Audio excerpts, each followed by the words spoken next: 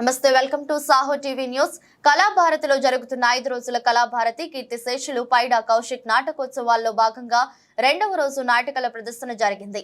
ముందుగా కళాభారతి ప్రధాన కార్యదర్శి డాక్టర్ గుమ్మలూరి రాంబాబు, మహారాజు పోషకులు శ్రీ పైడా కృష్ణప్రసాద్, ముఖ్య అతిథి Shri CP Ramarao, doctor KG Venu జ్యోతి ప్రకాశం చేసి శుభారంభం చేశారు.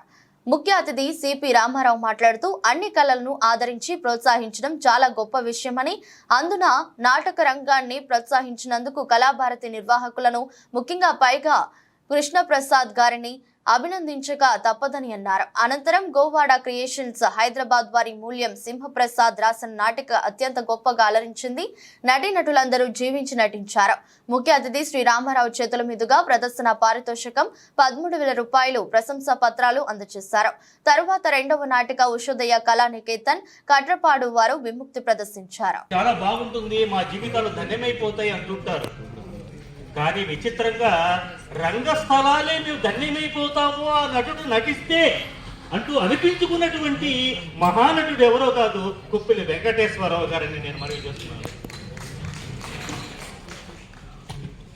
అభినయం నటుడికి చాలా ప్రధానమైన అంశం. అది అభినయానికి వెంకటేశ్వరరావు గారు ఒక నిఘంటువు లాంటి వారు. మనం నిఘంటు చూడండి, తెలుగు నిఘంటువులో కొన్ని వేల వందల పదాలు ఉంటాయి, ఎన్నో అర్థాలు ఉంటాయి. అలాగే వెంకటేశ్వరరావు గారి అభినయంలో కూడా నిఘంటువును మించినటువంటి అర్థాలు ఉన్నాయి, కోణాలు ఉన్నాయి, ఎన్నెన్నో అంశాలు కూడా అందులో మనకు ఉన్నాయి. ఇక సంభాషణలు పలకడములో, తన నటీనటుల చేత పలికించడంలో చాలా ఉన్నత ప్రమాణాలు పాటించినటువంటి మహానుభావుడు కుప్పిలి వెంకటేశ్వరరావు గారు. ఇక చెప్పవలసింది ఏంటంటే, నాటక రంగానికి క్రమశిక్షణ అన్నది చాలా ముఖ్యమైన అంశం. వెంకటేశ్వరరావు గారి క్రమశిక్షణ గురించి మనం మాట్లాడడం అంటే ఒక విశ్వవిద్యాలయం గురించి మాట్లాడడంతో సమానం. ఆయన క్రమశిక్షణ ఒక విశ్వవిద్యాలయం లాంటిది. ఆ విశ్వవిద్యాలయంలో చదివినటువంటి విద్యార్థులందరూ కూడా ఆ క్రమశిక్షణతోనే రంగస్థల సీనీ తరులుగా వెలుగొందిన విషయం విజ్ఞులు మీకు అందరికీ కూడా అది తెలిసిందే. ఒక రచయిత ఒక నాటకం రాస్తారు, కానీ వెంకటేశ్వరరావు గారు ఆ నాటకాన్ని ఎలా తీర్చిదిద్దేవారు అంటే, మనకి ఎల్లోరా శిల్పాలు ఉన్నాయి, ఎప్పటికీ చెక్కు చెదరవు. అలా చెక్కు చెదరని నాటికగా వాటిని తీర్చిదిద్దిన మహానుభావుడు కుప్పిలి వెంకటేశ్వరరావు గారు. తర్వాత ఆయన దగ్గర ఎంతో మంది, వందలాది మంది శిష్యులు. ఎవరిని కూడా శిష్యులుగా ఆయన పరిగణించలేదు. ప్రతి ఒక్కరిని కన్న బిడ్డల కంటే ఎక్కువగా ప్రేమించారు ఆయన. నాకంటే ఎత్తులో నా శిష్యులు ఉండాలని ఎప్పుడు కూడా ఆకాంక్షించేవారు వారు. అందుకే ఆయన శిష్యులు ఒక మాట అంటారు. అప్పుడు ఆయన దగ్గర అభ్యాసం చేస్తున్నప్పుడు, మా గురువు గారు ఒక్కసారి మా వైపు కళ్ళెత్తి చూస్తే చాలు, ఆయన కనురెప్పల మధ్య మన నాటకరంగ భవిష్యత్తు ఉజ్వలంగా ఉంటుంది అని అభిప్రాయపడ్డారట. అలాంటి మహానుభావుడు మనకు వెంకటేశ్వరరావు గారు. తర్వాత ఆయన ఏ పాత్ర పోషించినా సరే అద్వితీయమైనటువంటి పాత్రగా ఇప్పటికీ నిలిచిపోయింది. ఇప్పటికీ వాటి గురించి మనం గొప్పగా చెప్పుకుంటూనే ఉన్నాం. తర్వాత ఆయన నటీనటుల చేత ఎలా నటింపజేసేవారు, నాటకాన్ని ఎంత గొప్పగా రక్తికరించేవారు నేను ప్రత్యేకంగా చెప్పనక్కర్లేదు. ఇక్కడ విజ్ఞులు అందరూ కూడా నాటకాలు ఇచ్చిన వాళ్ళు ఉన్నారు. మీకు చాలా మంది గుర్తు ఉంటుంది, ఒక నాటకంలో ఆయన 10 నిమిషాల పాటు ఏ మాత్రము సంభాషణలు లేకుండా కేవలం హావభావాలతో నాటకం నడిపించేసి ప్రేక్షకుల చేత అఖండమైనటువంటి కరతాళ ధ్వనులను సొంతం చేసుకున్నటువంటి ఏకైక ప్రయుక్త దర్శకుడు మనకు కుప్పిలి వెంకటేశ్వరరావు గారు. ఇలా ఎన్ని విశేషాలండి ఆయన గురించి మనకు ఎన్నో ఉన్నాయి. తర్వాత ఆకాశరామన్న అన్నటువంటి నాటకం ఆయన ప్రదర్శించారు. అందులో జయచంద్ర గోపీనాథ్ పాత్ర ఇప్పటికీ కూడా అజరామరంగా నిలిచిపోయినటువంటి ఆ పాత్రను చూసి ప్రశంసలతో ఆయనను ముంచెత్తినటువంటి వ్యక్తి ఎవరో తెలుసా? అప్పటి రాష్ట్రపతి సర్వేపల్లి రాధాకృష్ణ. నీ నటనకు నా నమస్కారాలు అన్నట. నేను చాలా పుణ్యం చేసుకున్నాను నీ నాటకం చూడము అన్నారట. అదేవిధంగా ఆయన ఎప్పుడు ఏ నాటకమైనా సరే రిహార్సల్స్ 3 నెలలకు తక్కువ లేకుండా చేసేవారు. చేయాలి కూడా అలాగా. కానీ విచిత్రంగా ఒకసారి త్రివేణి నాటిక యొక్క పరిస్థితి వేరుగా మారిపోయింది. ఢిల్లీలో ప్రదర్శన ఉంది యోజనోత్సవాలలో, దాన్ని తీసుకెళ్ళాలి. స్క్రిప్ట్ తయారవ్వలేదు, కానీ వాళ్ళ పిలుపు వచ్చింది మీరు ఎలాగైనా వచ్చి వేయాలని గణేష్ పాత్రరావు గారిని వెంట పెట్టుకొని ట్రైన్ ఎక్కారు. అప్పట్లో ప్రయాణం 2.5 రోజు ఉండేది. ట్రైన్ లోనే త్రివేణి నాటకం రాయించారు. ట్రైన్ లోనే ఆ నాటికని రిహార్సల్ చేయించారు. అదే దీంట్లో వెళ్ళి అక్కడ ప్రదర్శన చేసి జాతీయ స్థాయిలో ఉత్తమ నాటికగా బొమ్మ పొందినటువంటి మహానుభావు గుబ్బిలి వెంకటేశ్వరరావు గారు. అయితే ఆ సందర్భంగా ఒక మాట అన్నారండి, నేను ఇలా చేశానని మీరు కూడా ప్రయత్నం చేస్తే మాత్రం ఒక్క బోళ్ళ పడిపోతారు అంటే దానికి ఒక స్టేచర్ ఉంటుంది. అది ఆయనకుంది, ఆయనకి సాధ్యమైంది. అలాంటి మహానటుడు 20 నవంబర్ 1923 పశ్చిమ గోదావరి జిల్లా చాగల్లు గ్రామంలోని ఒక రైల్వే స్టేషన్ యార్డులో, చూడండి మహానుభావులు ఎలా జన్మిస్తారంటే, ఈ యార్డులో జన్మించలేదు, రైల్వే యార్డుకు దగ్గరలో ఉన్న పాడుబడ్డ ఒక రైలు పెట్టెలాగా జన్మించారండి మహానుభావుడు. ఎంత విచిత్రమైనటువంటి జీవిత చరిత్ర అండి ఆయనది. తర్వాత ఆయన తల్లిదండ్రులు శ్రీమతి సీతాయమ్మ, కుప్పిలి ప్రకాశరావు గారు. ఆయన స్వాతంత్ర్యం రాకముందే 45లోనే దక్షిణ రైల్వేలో శ్రీకాళహస్తిలో ఆయన ఉద్యోగంలో చేరారు. ఆ తర్వాత విజయవాడ డివిజన్ కు బదిలీ అయ్యి 1960 వరకు అక్కడే ఆయన ఆ ఉద్యోగంలో ఉన్నారు. తర్వాత ఇంకొక విచిత్రమైన చాలా మనం గొప్పగా చెప్పుకునే మాట ఏమిటంటే, మనకు బిఎన్ రెడ్డి గొప్ప దర్శకులు, చక్రపాణి విజయ సంస్థకి ఎంత అధినేత ఆయన, వాళ్ళిద్దరు దృష్టిలో పడ్డారండి. ఈయన మన వెంకటేశ్వరరావు గారు వారి ఇద్దరు దృష్టిలో పడ్డారు. 1961లో విశాఖపట్నం ఆంధ్ర యూనివర్సిటీలో ఈ థియేటర్ ఆఫ్ వాళ్ళు ప్రారంభించినప్పుడు దీనికి డైరెక్టర్ గా ఎవరు ఉండాలి అని మొత్తం ఆంధ్రప్రదేశ్ లో ఉన్నటువంటి వందలాది కళాకారులందరినీ కూడా వాళ్ళు పరిగణలోకి తీసుకుని ఎవరిని ఉంచాలని ఆలోచిస్తూ ఉంటే బిఎన్ రెడ్డి గారు ఒకే మాట అన్నారట, మీరు కొత్తగా సాధించబోతున్నారు ఆ డిపార్ట్మెంట్ ని. ఢిల్లీలో ఉన్నటువంటి కోట యొక్క పునాదులు ఎంత గట్టిగా ఉంటాయో అంతే గట్టిగా మీ డిపార్ట్మెంట్ పునాదుల్ని నిర్మించగల శక్తి ఉన్నటువంటి ఒకే ఒక వ్యక్తి కుప్పిలి వెంకటేశ్వరరావు. ఆయన వెళ్ళి మీరు అడగండి అన్నారంట. ఆ 2 నిమిషాలే నన్ను అక్కడ దోషిలో నిలబడతా తెలుసా. నువ్వు ఆమ్లెట్ వేయడం కాదు, నన్ను ఆమ్లెట్ లాగా వేసుకొని సాస్ వేసుకొని నంచుకొని మరి తినేస్తుంది. ఆడబాస్ దగ్గర పనిచేసి నెగ్గుకు రావడం అంటే అక్షరాంగమైన వ్యక్తి.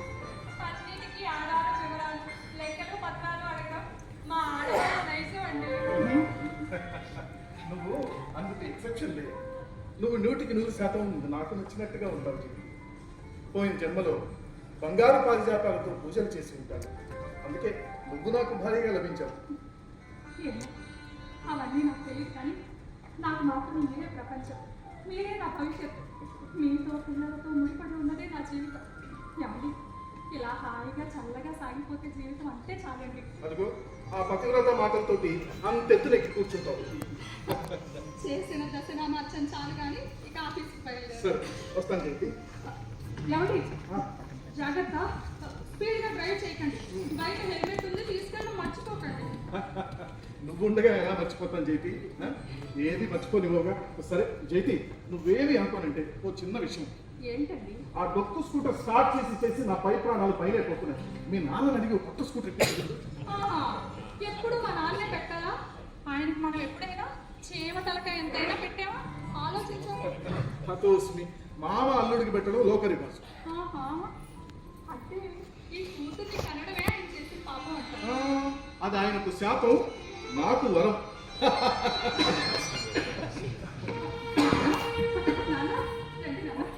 నేనే మీకు ఫోన్ చేద్దాం అనుకున్నా. ఏంటన్నా ఫోన్ అయినా చేయకుండా వచ్చారు? కూర్చోండి. ప్రయాణం బాగా జరిగిందా? జైతి ఒక్క జైతి, చూస్తుంటే మామయ్యకి ఆరోగ్యం బాగున్నట్టు లేదు. ఊరికే తగ్గిన కొంచెం మావయ్య మీరు రెస్ట్ తీసుకోండి, ఫోన్ చేయండి. నేను ఆఫీస్ నుంచి వచ్చిన తర్వాత మాట్లాడాను. జైతి జాగ్రత్త.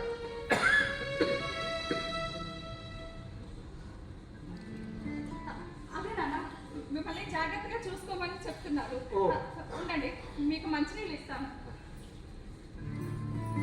పిల్లలు ఎలా ఉన్నారమ్మా? బాగున్నారట నాన్న. ఉదయమే ఫోన్ చేశారు. మంచి కాలేజ్లో సీట్ రావడం వల్ల ఇద్దరిని జాయిన్ చేసేసారు. నాన్న వాళ్ళని వదిలి అస్సలు ఉండలేకపోతున్నాను నాన్న. మీ అల్లుడు గారు అయితే మరి మీ మనవరాలు వదిలి ఒక్క క్షణం ఉండలేకపోతున్నాను. తండ్రి కూతుర్ల ప్రేమ నాన్న. ఏమిటో పరుగులు చదువులు అయిపోయాయి.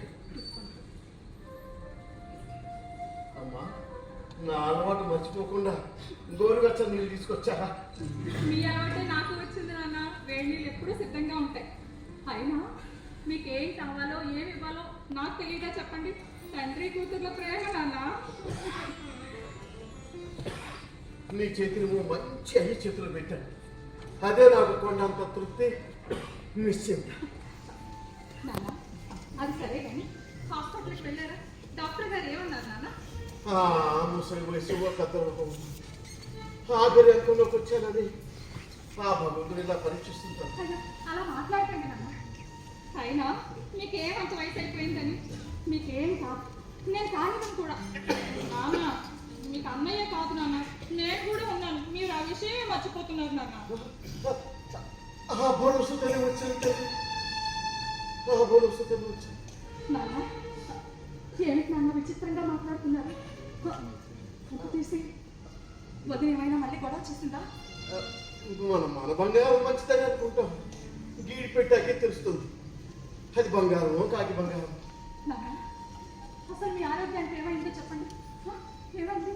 అబ్బే ఏం లేదమ్మా, మామూలు నీరసనే సత్తువే కానీ అమ్మా తింటాను. మీరు ఏమైనా తిన్నారో లేదో కూడా అడగడం మర్చిపోయాను. ఉండండి అన్న, ఇప్పుడే తీసుకొస్తాను.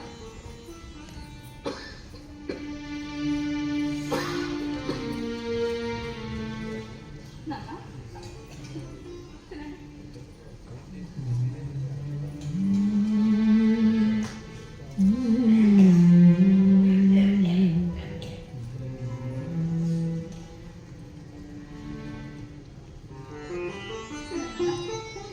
అమ్మా నువ్వు తిన్నావా? నేను తర్వాత తింటాను కానీ ముందు మీరు తినండి నాన్న. నువ్వు తినకుండా నాకు పెడుతున్నావా తల్లి? మొత్తానికి మా అమ్మ వరికిచ్చావు. మీ అమ్మనే నాన్న. జయంతిని కాస్త జయంతిని అయ్యాను అంతే. నీకు తెలుసా, జయంతి ఇంద్రుడి కుమార్తె. నేను ఇంద్రుడిని కాదు గనక నీకు జయంతి అని పెట్టాను.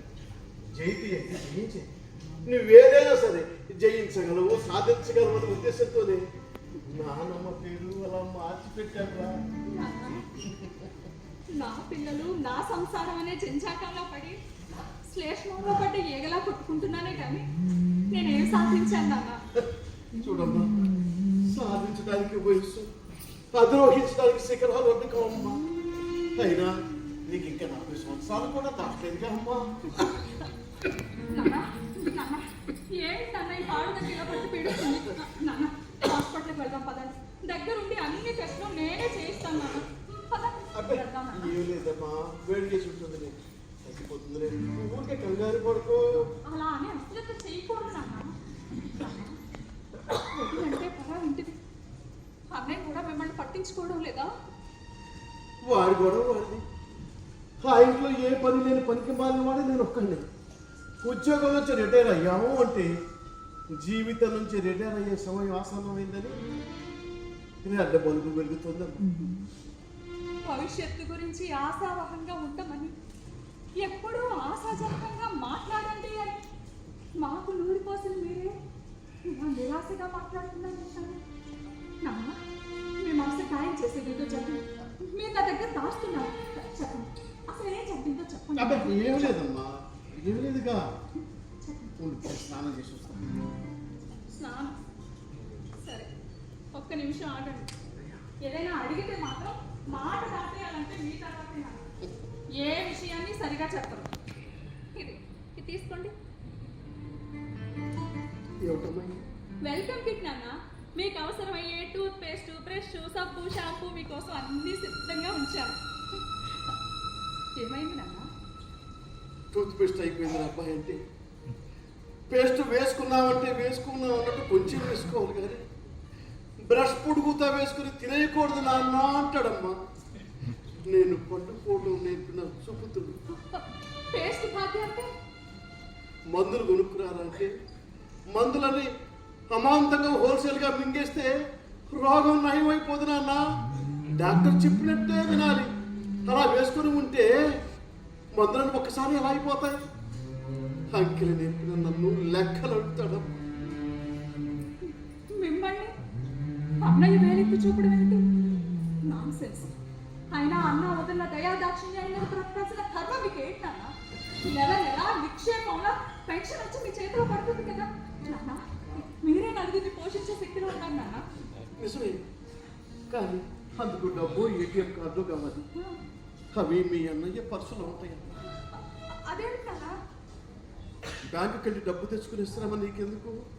నీ కార్డు ఇవ్వు, నీకు అవసరమైనప్పుడల్లా నేనే డ్రా చేసి తెచ్చిస్తాను.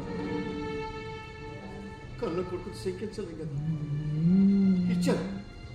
100 రూపాయలు తీసుకున్నారా అంటే 1000 వివరాలు అడుగుతాడు, ఆ పైన 1,00,000 సలహాలు ఇస్తాడు. ఆలోచన ఇంకొకరి చేతికిస్తే ఇలాగే ఉంటుందన్న. తీసేసుకుంటే సరే. అది అయ్యిందమ్మా. కోడలు ఏముందో తెలుసా? కొడుకు మీద నమ్మకం లేనప్పుడు కొడుకు ఇంటి చూరు పట్టుకొని వేలాడటం ఎందుకు, కూతురు దగ్గరికే వెళ్ళొచ్చుగా అందమ్మా. అభిమానం గాయపడేసరికి పౌరుషపడి వచ్చేసారనమాట. వచ్చి చాలా మంచి పని చేశాను నాన్న. నాకు 2 పిల్లలు కాదు 3 పిల్లలు అనుకుంటాను. అయినా ఈ రోజుల్లో అబ్బాయితో అమ్మాయి కూడా అంతే నాన్న. మీరు ఇక్కడ నిశ్చింతగా ఇక్కడ ఉండిపోండి నాన్న. కానీ అల్లుడు గారు ఏమనుకుంటారు ఏమోనమ్మా? అక్కడ పరిస్థితి ఏంటో వివరించి చెప్తే ఆయన ఒప్పుకుంటారు. ఆ నమ్మకం నాకు ఉంది నాన్న. ఆయన ఒప్పుకుంటారు నాన్న. అల్లుడు నెత్తి మీద కూర్చొని కూతురు సొమ్ము తినమంటావా? వద్దమ్మా, వద్దు. నేను మీకు పెట్టాలి కానీ మీ దగ్గర నుంచి తీసుకోకూడదమ్మా. తీసుకో. ఏమిటాను మీరు? అన్నయ్య కానీ నేను మిమ్మల్ని చూసుకోవడానికి సరిపోతా చెప్పండి. ఎప్పుడు ఇంతే. మేమన్నీ చాదస్త మాటలే. నాన్న ఎప్పుడు తిన్నారో ఏమో, టిఫిన్ కూడా సరిగ్గా చేయలేదు.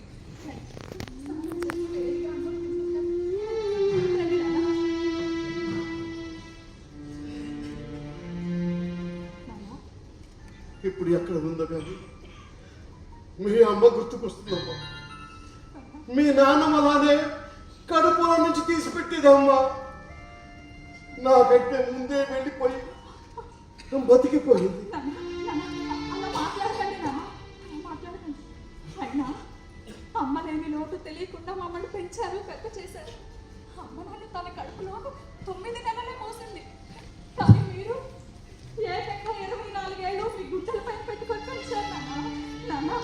మీరు గ్రేట్ నాన్న, మీరు గ్రేట్ నాన్న.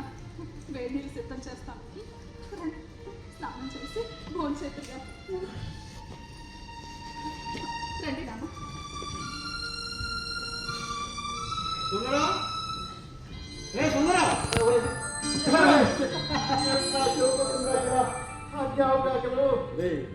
ఈ క్యాటరింగ్ బట్టే కదరా నేను లాయర్ అయ్యింది. నేను రోజుకి 24 గంటలు బిజీ. హాయిగా గవర్నమెంట్ సొమ్ము తింటూ హ్యాపీగా ఉండడానికి నేను నీలో పెన్షనర్ కాదు.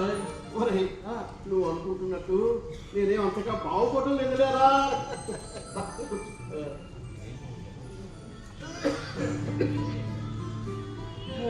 అంటే అందరి పిచ్చి తండ్రులాగా సంపాదించిన కష్టార్జితం మొత్తం పిల్లల చేతుల్లో పోసి వాళ్ళ ముందు చేతులు కట్టుకు నిలబడ్డాం అన్నమాట. ఏదైనా గుడ్డులో ఉన్నంత వరకేరా ఆసక్తి అయినా ఆకర్షణ అయినా ఇప్పుడు నేర్చుకుంటారా? ఒరేయ్, నీకు ఆ ప్రేమ ఆప్యాయత అర్థం కావాలంటే నువ్వు అర్జెంటుగా 4 పిల్లల్ని కదా. వచ్చే జన్మలో కంటాలే కానీ ఏంటి అర్జెంటుగా రమ్మని ఫోన్ చేసావు?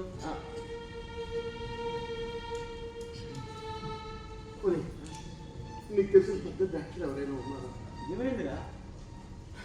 చూస్తుంటే ఇరువురి కంటే ప్రెగ్నెంట్ కనపడుతున్నావు. ఏంటి అనారోగ్యం? నాకు అన్ని రకాల స్పెషలిస్టులు తెలుసు. మీరు ఎప్పుడు వచ్చారు? ఇప్పుడేనమ్మా ఏదో మాట్లాడాలి రారా అంటే వచ్చాను. దేని గురించి నాన్న? అదే ఏం లేదమ్మా, ఊరికే. అయినా వాడి మాటలు ఉంటాయంటమ్మా. వాడు లాయర్ కాదమ్మా, లయర్. నాద మహర్షులు మన కలహ భోజనుడు అంటాం కానీ నిజానికి ఆ మాట 100% ఈ ప్లేడర్లకే వర్తిస్తుంది. కలహం ఉంటే చాలు పండగ. సుందరం, నువ్వు చాలా డ్యామేజ్ గా మాట్లాడుతున్నావు. నీ మీద పరువు రాస్తా అనుకుంటున్నావు. జయంతి, అసలు వీడి పేరు మీద ఆస్తిపాస్తులు ఏమన్నా ఒకసారి చెప్పమ్మా నాకు. ఆస్తి పాస్తి లేకపోతేనే అంకుల్ మా నాన్నకి అండగా మేమున్నాం. గొప్ప మాట చెప్పామమ్మా. అయినా ఈ రోజుల్లో తల్లిదండ్రులు ఇంతకంటే స్వర్గాన్ని ఏం కోరుకుంటారు చెప్పు. వీడైతే అస్సలు కోరుకోడు తెలుసా. తెలుసు అంకుల్, మా నాన్న మా కోసం, ముఖ్యంగా నా కోసం పడ్డ తపన, ఇష్టం, అనుభవించిన వేదన, చేసిన త్యాగం పూర్తిగా మర్చిపోలేను అంకుల్. అంకుల్ అదంతా ఒకెత్తైతే నా తొలి కాన్పు టైంలో నాన్న చేసింది మరో ఎత్తు అంకుల్. ఏం చేశాడో చెప్పమ్మా, అది ఎంత గొప్పదో నేను చెప్తాను. డాక్టర్ చెప్పిన ఈడీడీ కంటే 10 రోజుల ముందే ఒక నడి రాత్రి వేళ నాకు నొప్పులు మొదలయ్యాయి. బయట హోరున కురుస్తున్న వర్షం, ఇంట్లో మేమిద్దరమే ఉన్నాం. నన్ను ఒంటరిగా వదిలి ఆటో కోసం కూడా వెళ్ళలేని పరిస్థితి నాన్న. అప్పుడు నాన్న ఏం చేశారో తెలుసా అంకుల్? ఏం చేశాడమ్మా? తన మోపెట్ మీద నన్ను కూర్చోబెట్టుకొని చిన్న పిల్లలకి సైకిల్ నేర్పినట్టుగా 2 చేతులతో హ్యాండిల్స్ పట్టుకొని మెల్లగా నడిపించుకుంటూ 3 కిలోమీటర్లు తీసుకెళ్ళారు. వర్షంలో నేను కలిసిపోకుండా తన రెయిన్కోట్ని నాకు కప్పారంట. నాన్న మాత్రం వర్షంలో తడిసిపోతూనే ఉన్నారు. నొప్పుల బాధ భరించలేక అలా నాన్న మీద ఉరిగిపోతూ ఉంటే నా బరువును మోస్తూనే, నాకు ధైర్యం చెబుతూనే, ఆ గాలిని వర్షాన్ని ఎదుర్కొంటూనే నన్ను హాస్పిటల్ వరకు తీసుకెళ్ళారంట మా నాన్న. ఇప్పుడు ఆ పాత ఊసులు ఎందుకులేమ్మా? చెప్పలేరా, ఇలాంటివి పిల్లలు ఎన్నిసార్లు తలుచుకుంటే అంత కుటుంబం పెట్టిన బంగారాలు అవుతారు. మన కష్టాన్ని నడిచి వచ్చిన దారిని మర్చిపోకూడదని నాన్న ఎప్పుడు చెప్తూ ఉంటారంటే. ఏషైన మాట అది. ఆ తర్వాత ఏం జరిగింది? ఎలాగోలా హాస్పిటల్కి వెళ్ళి పడ్డాంలే అని నిట్టూర్చేలోపు హాస్పిటల్ వాళ్ళు అప్పటికప్పుడు 5,000 కట్టమన్నారంటే. ఆ అపరాత్రి వేళ నాన్న ఎందరి కాళ్ళు పట్టుకున్నారో, ఎవరికి తన తల తాకట్టు పెట్టారో తెలియదు, కానీ డబ్బులు మాత్రం తీసుకొచ్చారు. ఆ తర్వాతే ఆ డాక్టర్లు నన్ను పరీక్ష చేశారు. ఇంతలో కడుపులో బిడ్డ అడ్డం తిరిగిందని, తల్లి బిడ్డలిద్దరిలో ఒక్కరినే రక్షించగలము అని చెప్తే, ఇద్దరిని బ్రతికించండి అని కాళ్ళ వేళ్ళ పడి నాన్న బ్రతిమలాడుకున్నారంటే. అంతటితో ఊరుకోలేదంటే హాస్పిటల్ అంతా ప్రతిధ్వనించేలా ఉచ్చ స్వరంతో మహామృత్యుంజయ మంత్రాన్ని 108 సార్లు చెప్పించి నన్ను నా బిడ్డను ప్రాణగండం నుంచి రక్షించారంటే నాన్న.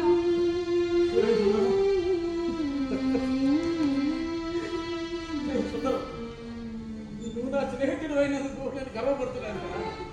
అమ్మ జయంతి, నువ్వు వీడి కడుపును పుట్టడం నువ్వు చేసుకున్న అదృష్టం తల్లి. అవునంటే అందుకే కాబోలు నీకంటే లోకంలో ఉన్నతుడు ఎవరు అని అడిగితే ఆకాశం కంటే పొడవైన వాడు నాన్న అని జవాబిచ్చారు.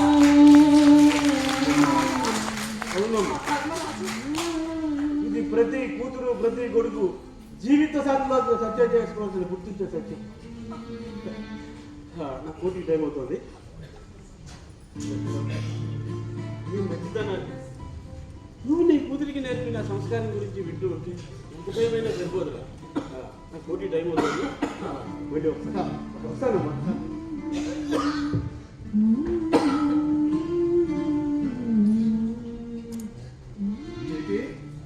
జేటి ఏంటి మీరు రాయాలంటే వచ్చేస్తున్నాడు? స్నేహితుడిని కలవడానికి వచ్చానండి. అంతేనా? గొప్పదీసి మీ నాన్న ఉన్న వీలునామా రాయిస్తున్నాడు అని నాకు డౌట్. సరే కానీ చూడు, స్థిర చరాస్తులన్నింటిలోనూ నీకు సమానమైన హక్కులేనా, బాధ్యతలు ఉండవా? అలా అనలేదు కానీ ఏమండి? అది సరే, మీరేంటి ఆఫీస్కి వెళ్ళకపోతున్నారు? చెప్పాను కదా జేటి, మా స్కూటర్ రిపేర్ వచ్చింది, అది చేయించే లోపు ఆఫీస్కి లేట్ అయిపోయింది. 6 days లీవ్ పడేసి మరీ వచ్చేసాను.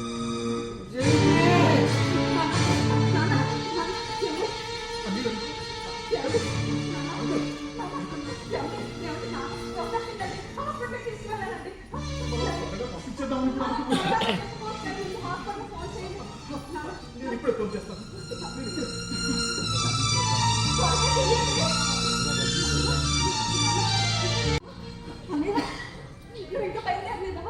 ఇక్కడ పరిస్థితి నీకు చెప్పాను కదా అన్నయ్య. అన్నయ్య, నువ్వు ఇంకా పరిగెట్టుకుంటూ వస్తావనుకున్నాను, త్వరగా వచ్చే అన్నయ్య. అన్నయ్య అన్నయ్య, నాన్నకి మీ నాన్నకి 2 కిడ్నీలు చెడిపోయాయి, అది చెప్పడానికి ఫోన్ పంపించేయండి. మీరు వస్తే బాగుంటుందని తన ఉద్దేశం. పండిన కూర నేను అలా నిరాశపడకండి నాన్న. అయినా నాన్న, మీకు ఇప్పుడు ప్రాణానికి వచ్చిన ప్రమాదం ఏమీ లేదు.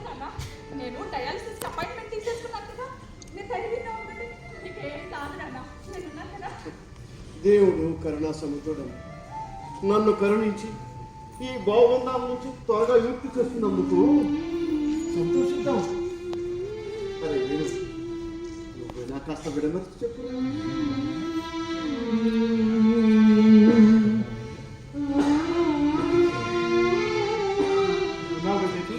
మీ నాన్న ఎంత నిబ్బరంగా ఉన్నాడు. నువ్వే అనవసరంగా కంగారు పడి ఆయన్ని కంగారు పెట్టిస్తున్నావు. ఇవాళ రేపు వాళ్ళ ఇక్కడ రోగాలన్నీ కామన్ చేసి వారం వారం డయాలసిస్ చేస్తే కొంతకాలం బట్టి ఆగేసేయచ్చు. ఏదైనా గవర్నమెంట్ హాస్పిటల్లో చూపిస్తే పైసా ఖర్చులు రిటైర్డ్ అంటాయి కదా, అన్ని ఫ్రీ. అదేంటండి డబ్బుల గురించి ఆలోచించుకునే సందర్భం. జైతి ఎవరెంతగా మాట్లాడినా ఎంత పాతులాడినా అవన్నీ పైసల గలగల చుట్టూ గిరగిరా తిరుగుతూ ఉంటాయి తెలుసా. డబ్బుని ప్రాణంతో దూకం వేయకూడదు దూకం. నువ్వు అన్నట్టుగానే సెంటిమెంట్గా కాకపోయినా ప్రాక్టికల్గా ఆలోచిద్దాం. మన సమస్యకి పరిష్కారం ఉంది. మనకు కూడా కిడ్నీ దొరుకుతుంది. జీవన్ దానిలో రిజిస్టర్ చేయిస్తే ఏ యాక్సిడెంట్ కేసు ఏ బ్రెయిన్ డెడ్ కేసు వచ్చిందనుకో వాళ్ళు కిడ్నీని డొనేట్ చేయడానికి అంగీకరిస్తే ముందుగా రిజిస్టర్ చేసుకున్న ప్రాతిపదిక ప్రకారం మనకు కూడా కిడ్నీ దొరకచ్చు. అవన్నీ అయ్యేసరికి పుణ్యకాలం కాస్త గడిచిపోతుంది. అది కాదు బాబు, అంకుల్ చెప్పినట్టు కిడ్నీ కదా దొరికితే మన పని ఈజీ అయిపోతుందండి. అదంత ఈజీ కాదు జైతి, చాలా కష్టంతో కూడుకున్నది, ఖర్చుతో కూడుకున్నది కూడా. పైగా మీ అన్నయ్య రానని చెప్పి ఇందాకే ఫోన్లో చేతులు ఎత్తేసాడు. అయ్యో మా అన్నయ్య అంత బాధ్యతగా ఉంటే మా నాన్న ఎక్కడికి ఎందుకు వస్తారండి? అంటే ఏంటి, పూర్తిగా నా నెత్తికెక్కిచ్చేసారా మీ నాన్న బాధ్యతలు మీ అన్న చెల్లెలు ఇద్దరు కలిసి? అయ్యో అదే మాటలండి. అయినా మా అన్నయ్య రానన్నాడా? అంత మాట అన్నాడా? అవును. మరి మా నాన్న పరిస్థితి అయితే అయితే నేనే మా నాన్నకి నా కిడ్నీ దానం చేస్తాను.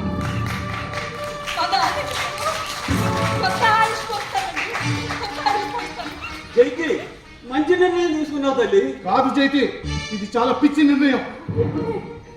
మా నాన్నండి మా కోసం, మా ఆనందం కోసం, మా బాగోగుల కోసం ఆయన 3 అంచెల జీవితాన్ని త్యాగం చేశారండి. జైతి అది ఆయన బాధ్యత.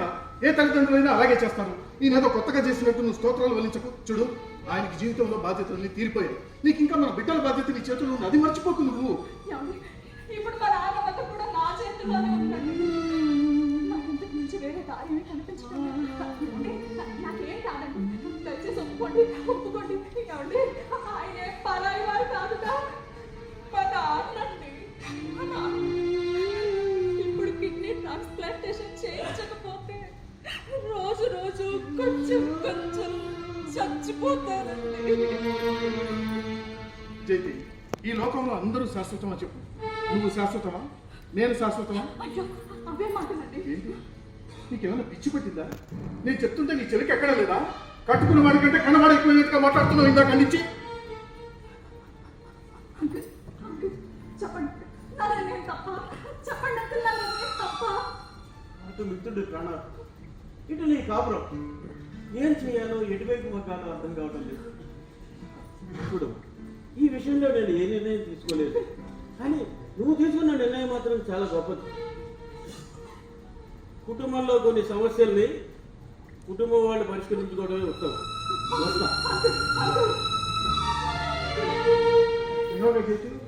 ఎవరి బాగోగులు వాళ్ళే చూసుకోవాలి అంటున్నాడు జైతి. ప్లీజ్ అండి, మా నాన్నని కాస్త కనికరించండి ప్లీజ్ అండి. జైతి, నా మాట కాదని తోసిరాదంటే నీకే కష్టము నష్టము. మైండ్ అంతేనా? అంతే. ఇప్పుడు నేను ముందడుగు వేయకపోతే కూతురుగానే కాదు సాటి మనిషిగా కూడా గుర్తించబడదు. దయచేసి నా దారికి ఎవరు రావద్దు, నా మీద ఒత్తిడి తీసుకురావద్దు. నేను నిర్ణయం తీసేసుకున్నాను, అది మారదు కాక మారదు. నీ నిర్ణయాన్ని వెనక్కి తీసుకొని జైతి. సారీ, అది నా వ్యక్తిత్వానికి సవాల్. కూతురుగా నా బాధ్యతకు ప్రేమాభిమానాలకు పరీక్ష. ఏంటి, ఇవాళ ఏదో కొత్తగా కొమ్ములు వచ్చినట్టు కొత్త కొత్త కూతలు కూస్తున్నావేంటి? నా నిర్ణయం నాకు ఇచ్చిన బలమే నన్ను అలా మాట్లాడేలా చేస్తుంది. మీకు ఇది కోతలా అనిపించచ్చు కానీ అది నా అస్తిత్వాన్ని చాటుకునే ధిక్కారస్వరం. జైతి, నాన్న, నీ భర్తతో నువ్వు అలా మాట్లాడకూడదు. నువ్వేంటో నీ స్థానం ఎక్కడ మర్చిపోతేమో చెప్పు. నువ్వు ఈ ఇంటి ఇతని అర్థంగివి, ఇతని పిల్లలకు మాతృమూర్తివమ్మా. అంతకంటే ముందు నేను మీకు కూతుంది నాన్న. జైతి, మీకు ఇష్టం లేకపోతే మీరు ఎక్కడికి రారక్కర్లేదు. దయచేసి నా దారికి అడ్డు రాకండి చాలు. నాన్న రండి. రండి నాన్న.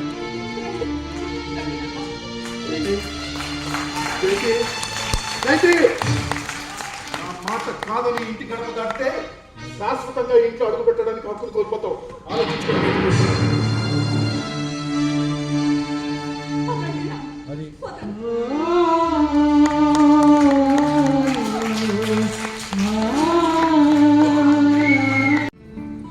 నమస్తే డాక్టర్. నమస్తే, కూర్చోండి. చెప్పండి. మా నాన్నకి కిడ్నీ ట్రాన్స్ప్లాంటేషన్ చేయించాలి. ఆ విషయమే మీతో మాట్లాడదామని వచ్చాను డాక్టర్. రెండు కిడ్నీలు బాగా డ్యామేజ్ అయ్యాయి. Very critical condition. వెంటనే ఆపరేషన్ చేయించకపోతే మాత్రం చాలా ప్రమాదం. మీరు ఏమి కంగారు పట్టండి. కిడ్నీ డోనర్ దొరికితే మళ్ళీ మునుపటి మనిషిని చేసేస్తారు. ఇంకో 20-30 ఏళ్ళు దర్జాగా బ్రతికేది. డాక్టర్, మీ హాస్పిటల్ వాళ్ళు అన్ని టెస్టులు చేసి నా కిడ్నీ సూటబుల్ అని చెప్పారు డాక్టర్. డాక్టర్, మిమ్మల్ని అడిగి ఆపరేషన్కి డేట్ ఫిక్స్ చేసుకుంటాను. మీరు మీ నాన్నగారికి కిడ్నీ దానం చేయాలనుకుంటున్నారా? అవునా? Very good, very good. మీరు ఎలా ముందుకు రావడం ప్రశంసనీయం. సరే, ఇంకెందుకు ఆలస్యం, రేపే సర్జరీ చేద్దాం. ఈ ఫామ్లో సైన్ చేసేద్దాం. అమ్మ జైతి, నువ్వు తొందరపడుతున్నావు. జరగబోయే పరిణామాల గురించి ఆలోచించకపోతే ఎలా చెప్పు? నువ్వెందుకు హరిబరిగా వ్యవహరిస్తున్నావు? ఎందుకు ఇంటి దగ్గర అనవసరమైన ఘర్షణకు దిగుతున్నావు? అర్థం కావట్లేదమ్మా. అలా వెనక్కి వెళ్తారంటండి. మీ ప్రాణం విలువ మీకు తెలియడం లేదు. అయినా ఒక కిడ్నీ దానం ఇవ్వడం వల్ల వాడికి వచ్చే నష్టం ఏమీ లేదు. ఆ భగవంతుడు మనకి ముఖ్యమైనవన్నీ 2 చొప్పున ఇచ్చాడు. కళ్ళు, చెవులు, కాళ్ళు, చేతులు, అలాగే కిడ్నీలు. ఒకటి పోయినా రెండవది ఉంటుంది. కరెక్ట్గా చెప్పాలంటే రెండవది స్పేర్ పార్ట్ అన్నమాట. మగవాడితే పర్వాలేదు డాక్టర్ గారు, కానీ ఆడపిల్లండి. ట్రాష్. ఈ రోజుల్లో కూడా ఆడ మగ అంటూ ఇలా వెనదీసి మాట్లాడడం అస్సలు బాలేదు. అయినా మీ రోజుల్లోలాగా కాదండి. ఈ కాలం ఆడవాళ్ళు చేయలేని పనులు, నిర్వర్తించలేని బాధ్యతలు అంటూ ఏమీ లేవు. అన్ని రంగాల్లోనూ వీళ్ళు మగాళ్ళని డామినేట్ చేసి వాడేస్తున్నారు. అయినా మీ మాటలు మీ అమ్మాయికి ఎలా ఉన్నాయో నాకు తెలియదు, కానీ నాకు మాత్రం ఒళ్ళంతా కంపరంగా ఉంది. డాక్టర్ గారు, నాకు ఏదైనా అయిపోతుందేమో అని మా నాన్న కంగారు పడిపోతున్నారు. కాస్త మీరే భరోసా ఇవ్వండి డాక్టర్. చూడండి, మీరు ఏమీ కంగారు పడకండి. మీ అమ్మాయికి ఏమీ కాదు, నాది హామీ. కావాలంటే మీరే చూడండి, సర్జరీ తర్వాత మీ అమ్మాయి అవయవదానానికి బ్రాండ్ అంబాసిడర్ అయిపోతుంది. డాక్టర్, ఈ ఫార్మ్ ఏంటి డాక్టర్? జస్ట్ రొటీన్ ఫామ్ అమ్మా.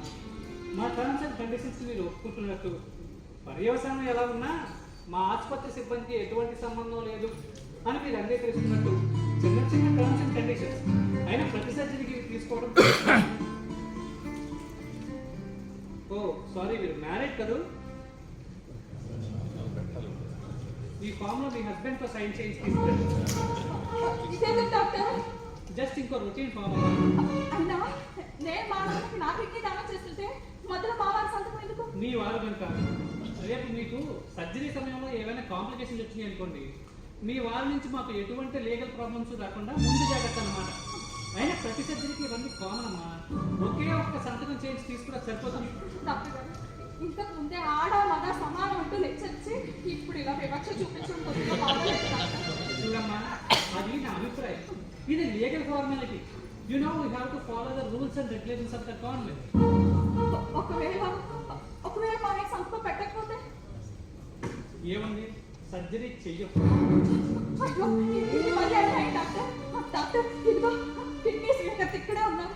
కిడ్నీ దాత మీ ఎదురుగా ఉన్నాను డాక్టర్ గారు. అయినా ఒక ఫార్మల్ లెటర్ కోసం ఇంటి ప్రాణాన్ని బలి తీసుకోకుండా ప్లీజ్ డాక్టర్. చూడమ్మా, ఈ విషయంలో నేనైతే ఏం హత్య చేయలేను, నన్ను క్షమించు. డాక్టర్, వెళ్దాం పదం. లేదు డాక్టర్. నేను మిమ్మల్ని మళ్ళీ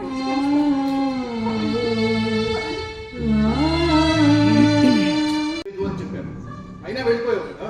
ఏమండి, మా నాన్న ప్రాణాల మీద ఆదుర్దాతో వెళ్ళారు, కానీ మన ఉద్దేశం ఏమీ లేదండి. ఏమండి, ఇప్పుడు మా నాన్న ప్రాణాలు మీ చేతిలోనే ఉన్నాయండి. మీరు ఒక చిన్న సంతకం పెడితే మా నాన్న బ్రతికిపోతారండి. చేతి, నా మాట అర్థం చేసుకో.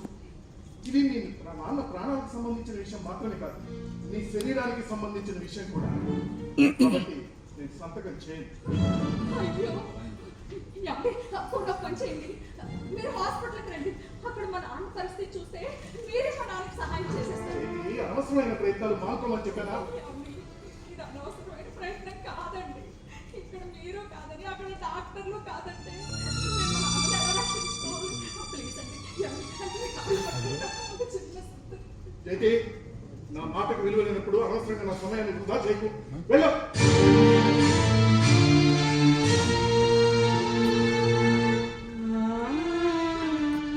నా దేహం మీద, నా శరీర అవయవాల మీద నాకు హక్కు లేకుండా ఎలా పోతుందో నేను చూస్తాను. నా శరీర అవయవాలు నేను దానం చేయడానికి నా భర్త అనుమతి కావాలి అని ఒక దారుణ నిబంధన విధించడం ఏమిటో తేల్చుకుంటాను. మా మీద మగ పెత్తనం ఎందుకు ఎవరు ఎలా చేస్తున్నారో నేను చూస్తాను.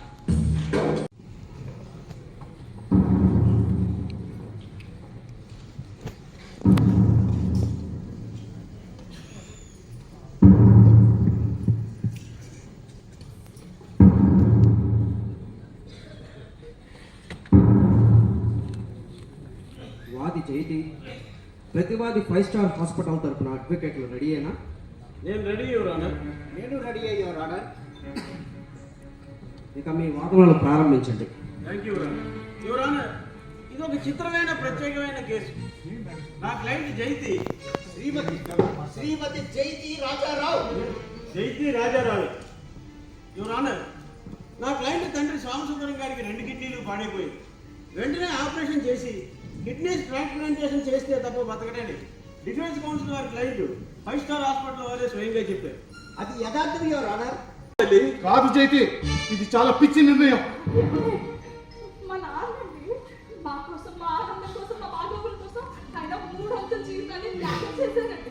జైతి, అది ఆయన బాధ్యత. ఏ తల్లిదండ్రులైనా అలాగే చేస్తారు. ఈయనేదో కొత్తగా చేసినట్టు నువ్వు స్తోత్రాలు వలించకు. చూడు, ఆయనకి జీవితంలో బాధ్యతలన్నీ తీరిపోయాయి. నీకు ఇంకా మన బిడ్డల బాధ్యత నీ చేతుల్లో ఉంది. అది మర్చిపోకు నువ్వు. ఏమండి, ఇప్పుడు మా నాన్న వద్ద కూడా నా చేతుల్లోనే ఉందండి. నాకు ఇంతకు మించి వేరే దారి ఏమీ కనిపించడం లేదు. నాకేం కాదండి, దయచేసి ఒప్పుకోండి. ఏమండి, ఆయన పరాయి వారు కాదుగా, మా నాన్నండి. మా నాన్న ఇప్పుడు కిడ్నీ ట్రాన్స్ప్లాంటేషన్ చేయించకపోతే రోజు రోజు కొంచెం చచ్చిపోతానండి. జైతి, ఈ లోకంలో అందరూ శాశ్వతమా చెప్పు? నువ్వు శాశ్వతమా? నేను శాశ్వతమా? అయ్యో, అవే మాటలండి. ఏంటి, నీకేమైనా పిచ్చి పట్టిందా? నేను చెప్తుంటే నీ చెవికి ఎక్కడా లేదా? కట్టుకున్న వాడి కంటే కన్నవాడు ఎక్కువ మాట్లాడుతున్నావు ఇందాక నుంచి. చెప్పండి, నా నిర్ణయం తప్ప? చెప్పండి అంకుల్, నా నిర్ణయం తప్ప? అటు మిత్రుడి ప్రాణాలు, ఇటు నీ కాపురం. ఏం చేయాలో, ఎటువైపు మొక్కాలో అర్థం కావటం లేదు. ఇప్పుడు ఈ విషయంలో నేను ఏ నిర్ణయం తీసుకోలేదు, కానీ నువ్వు తీసుకున్న నిర్ణయం మాత్రం చాలా గొప్పది. కుటుంబంలో కొన్ని సమస్యల్ని కుటుంబం వాళ్ళు పరిష్కరించుకోవడమే ఉత్తమం. వస్తా. వినోద జైతి, ఎవరి బాగోగులు వాళ్ళే చూసుకోవాలి అంటున్నాడు జైతి. ప్లీజ్ అండి, మా నాన్నని కాస్త కనికరించండి. ప్లీజ్ అండి. జైతి, నా మాట కాదని తోసిరాజంటే నీకే కష్టము నష్టము. మైండ్ అంతేనా? అంతే. ఇప్పుడు నేను ముందడుగు వేయకపోతే కూతురుగానే కాదు, సాటి మనిషిగా కూడా గుర్తించబడదు. దయచేసి నా దారికి ఎవరు నా మీద ఒత్తిడి తీసుకురావద్దు. నేను నిర్ణయం తీసేసుకున్నాను, అది మారదు కాక మారదు. నీ నిర్ణయాన్ని వెనక్కి తీసుకొని జైతి. సారీ, అది నా వ్యక్తిత్వానికి సవాల్. కూతురుగా నా బాధ్యతకు, ప్రేమాభిమానాలకు పరీక్ష. ఏంటి, ఇవాళ ఏదో కొత్తగా కొమ్ములు వచ్చినట్టు కొత్త కూతలు కూస్తున్నావేంటి? నా నిర్ణయం నాకు ఇచ్చిన బలమే నన్ను అలా మాట్లాడేలా చేస్తుంది. మీకు ఇది కోతలా అనిపించచ్చు కానీ అది నా అస్తిత్వాన్ని చాటుకునే ధిక్కారస్వరం. జైతి, నాన్న, నీ భర్తతో నువ్వు అలా మాట్లాడకూడదు. నువ్వేంటో నీ స్థానం ఎక్కడ మర్చిపోతేమో చెప్పు. నువ్వు ఈ ఇంటి ఇతని అర్థంగివి, ఇతని పిల్లలకు మాతృమూర్తివమ్మా. అంతకంటే ముందు నేను మీకు కూతుర్ని నాన్న. జైతి, మీకు ఇష్టం లేకపోతే మీరు ఎక్కడికి రారక్కర్లేదు. దయచేసి నా దారికి అడ్డు రాకండి. చాలు నాన్న, రండి. జైతి, జైతి, నా మాట కాదని ఇంటి గడప దాటితే శాశ్వతంగా ఇంట్లో అడుగు పెట్టడానికి హక్కులు కోల్పోతావు. ఆలోచించుకోండి. పదండి నాన్న. పదండి.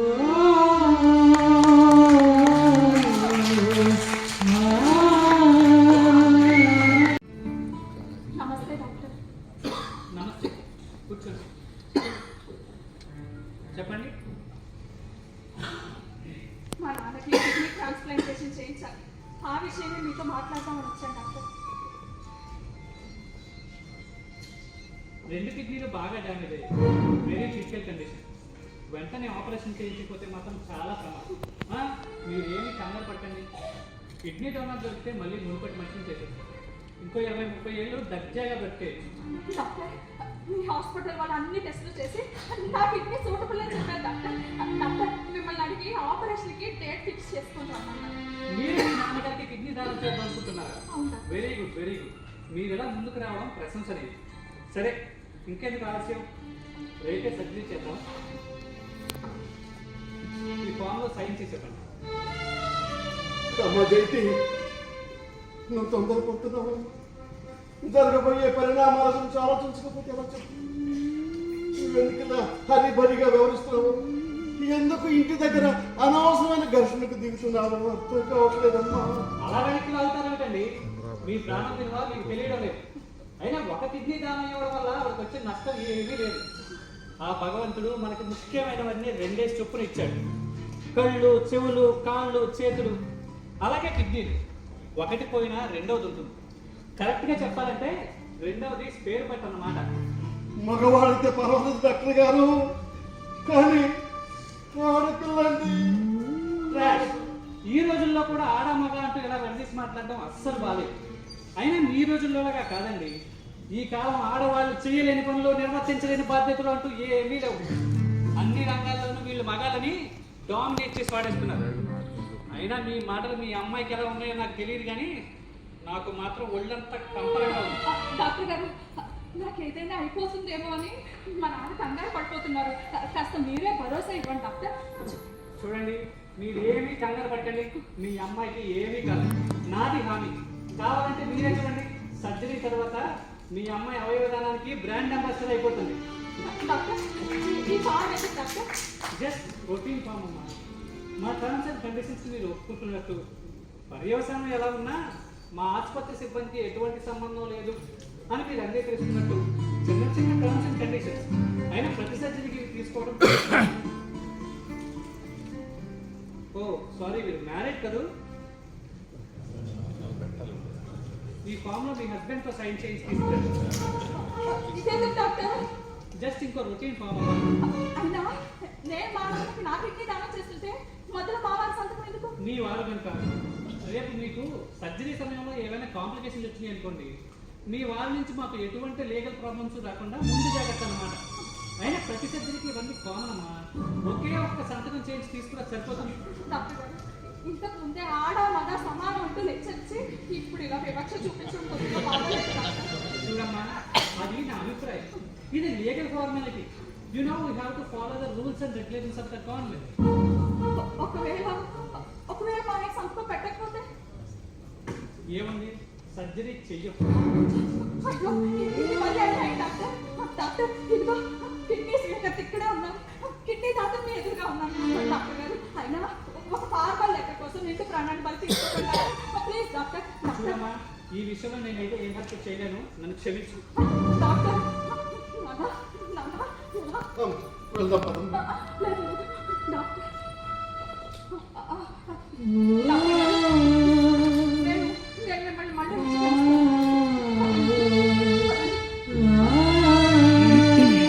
లేదు అని చెప్పాను, అయినా వెళ్ళిపోయావు కదా.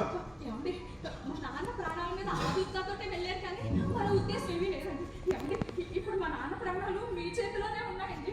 మీరు ఒక చిన్న సంతకం పెడితే మా నాన్న బ్రతికిపోతారండి. చేతి, నా మాట అర్థం చేసుకో. ఇది మీ నాన్న ప్రాణాలకు సంబంధించిన విషయం మాత్రమే కాదు, నీ శరీరానికి సంబంధించిన విషయం కూడా. కాబట్టి నేను సంతకం చేయను. అయ్యో, ఏమండి, ఒక పని చేయండి. మీరు హాస్పిటల్కి రండి. అక్కడ మా నాన్న పరిస్థితి చూస్తే మీరే మా నాన్నకి సహాయం చేసేస్తారు. ఇది అనవసరమైన ప్రయత్నాలు మానుకోమని చెప్పానా? ఏమండి, ఇది అనవసరమైన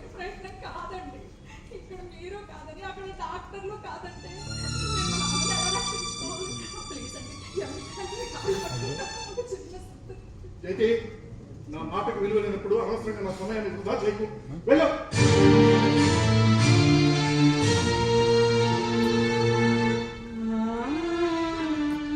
నా దేహం మీద నా శరీర అవయవాల మీద నాకు హక్కు లేకుండా ఎలా పోతుందో నేను చూస్తాను.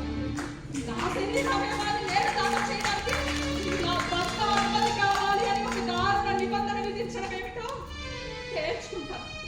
మా మీద మగ పెత్తనం ఎందుకు ఎవరు ఎలా చేస్తున్నారో నేను చూస్తాను.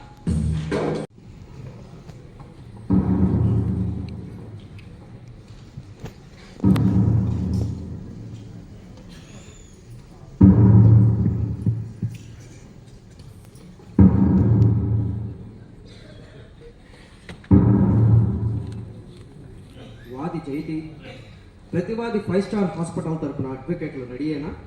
నేను రెడీ యువర్ ఆనర్. నేను రెడీ అయ్యాను ఆర్డర్. ఇక మీ వాదనలు ప్రారంభించండి. Thank you your honour. ఇది ఒక చిత్రమైన ప్రత్యేకమైన కేసు. నా client Jaiti Shrimati Jaiti Rajarao. Jaiti Rajarao. Your honour, నా క్లయింట్ తండ్రి సోమసుందరం గారికి 2 కిడ్నీలు పాడైపోయి వెంటనే ఆపరేషన్ చేసి కిడ్నీస్ ట్రాన్స్ప్లాంటేషన్ చేస్తే తప్ప బతకడని డిఫెన్స్ కౌన్సిల్ వారి క్లయింట్ 5 స్టార్ హాస్పిటల్ వారే స్వయంగా చెప్పారు. అది యథార్థం యువర్ ఆనర్. పేషెంట్ యొక్క ఆరోగ్యం దృష్టిలో ఉంచుకొని నా క్లయింట్ ఒక సరైన సలహా ఇస్తే ఆయన తప్పట్టడేంటి? డిఫెన్స్ కౌన్సిల్ వారు పొరపడుతున్నారు యువర్ ఆనర్. హాస్పిటల్ వాళ్ళు ప్రవేశపెట్టిన ఒక రాక్షసపూరితమైన నిబంధనని ప్రశ్నిస్తూ అసలు తన శరీరం మీద తనకి హక్కు ఉందో లేదో తేల్చాలంటూ నా క్లయింట్ జైతి కోర్టులో ఈ కేసు దాఖలు చేశారు. Objection your honour. చట్టం రూపొందించిన నిబంధనని రాక్షస నిబంధన అంటాం. చట్టాన్ని వ్యతిరేకించలేదు. మీరు నిరోధించవలసిందిగా కోర్టు వారిని అర్థిస్తున్నాను. అది ఎంత రాక్షసపూరితమైందో నేను ఇప్పుడు నిరూపించబోతున్నాను. అంతవరకు మీరు కాస్త ఓపిక పట్టడం. Objection over rule. మీరు కంటిన్యూ చేయండి. Thank you your honour. నా క్లయింట్ జైతి తన కిడ్నీని తన తండ్రికి దానంగా ఇవ్వదలిచి సదరు హాస్పిటల్ వాళ్ళని సంప్రదించి పరిస్థితి విషమంగా ఉందని తెలుసుండి కూడా భర్త అనుమతి కావాలి అని కోరటం నిజంగా రాక్షసపూరితమైనది, అమానుషమైంది యువర్ ఆనర్. ఆ నిబంధన చట్టమే నిర్దేశించిందన్న సంగతి గౌరవనీయులైన కౌన్సిల్ వారు ఉద్దేశపూర్వకంగా చేస్తున్నారు యువర్ ఆనర్. ఆ నిబంధన నా క్లయింట్ ఏం విధించలేదు. అన్ని ఆసుపత్రులు చేస్తున్నట్టే నా క్లయింట్ ఎన్నో ఏళ్ళుగా పాటిస్తూ వస్తున్న నిబంధనని automatically practice becomes rule your honour. ఎవరు వేలెత్తి చూపినంత మాత్రం నాది రూల్ అయిపోదు యువర్ ఆనర్. ఆ నిబంధన నా క్లయింట్ తండ్రికి ప్రాణగండంగా మారడమే కాకుండా ఒక వివాహిత మహిళని అవమానపరిచేదిగా ఉంది. అందుకే ఆ నిబంధనని ప్రశ్నించడం ఏంది యువర్ ఆనర్. ప్రశ్నించమనండి, కానీ మా క్లయింట్ ఆసుపత్రి కాదు. కిడ్నీ దానానికి అంగీకరించని వారి భర్తను నిలదీయమనండి, లేదంటే అవయవాల చట్టాన్ని రూపొందించిన ప్రభుత్వాన్ని ఆశ్రయించమనండి. అంతేగాని ఈ కేసుతో ఏ విధంగానూ సంబంధం నా క్లయింట్ మీద బురద చల్లడం మాత్రమే. అందువల్ల ఈ కేసు విచారణార్హమే కాదని కోర్టు వారికి సవన్యంగా వివరిస్తున్నాను. ప్రశ్నించచ్చు యువర్ ఆనర్, కానీ అది ఆచరణలో పెట్టాలి అంటే ఏళ్ళు పూళ్ళు పడుతుంది. కానీ నా క్లయింట్ తండ్రి పరిస్థితి చాలా విషమంగా ఉంది. సత్వర న్యాయం కోసమే కోర్టును ఆశ్రయించింది యువర్ ఆనర్. ప్రభుత్వం రూపొందించిన చట్టాన్ని తూచా తప్పకుండా పాటిస్తున్న నా క్లయింట్ని ఇలా దోషం చేసి గోర్నె నిలబెట్టడం అన్యాయం యువర్ ఆనర్. నా క్లయింట్ ఒక ఆరోగ్య సురక్షా సంస్థ, వైద్య సేవా సంస్థ. రోగులకు సేవ చేయడం, అవసరమైతే సర్జరీలు చేసైనా వారి ప్రాణాలు కాపాడటం వారి ప్రథమ కర్తవ్యం, బాధ్యత. దాన్ని గాలి వదిలేసి ఇలా కోర్టులో కేసులు వాదిస్తూ వారి సమయాన్ని వృధా చేసుకోలేదు. అలా చేస్తే వారి సేవ కోరి వచ్చే రోగులకు అన్యాయం చేసినట్టు ఉంటుంది.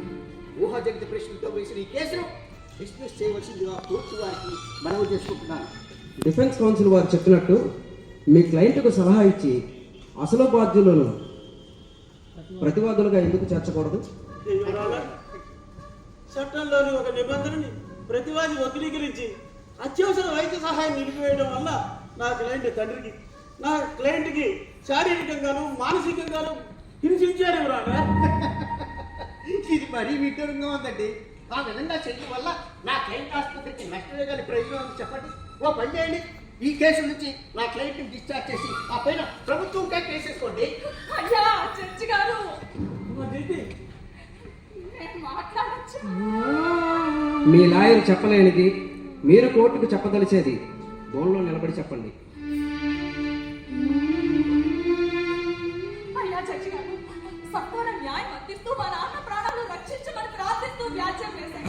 కోర్టు పక్షుల మారి కోర్టు చుట్టూ తిరుగుతూనే ఉన్నారు.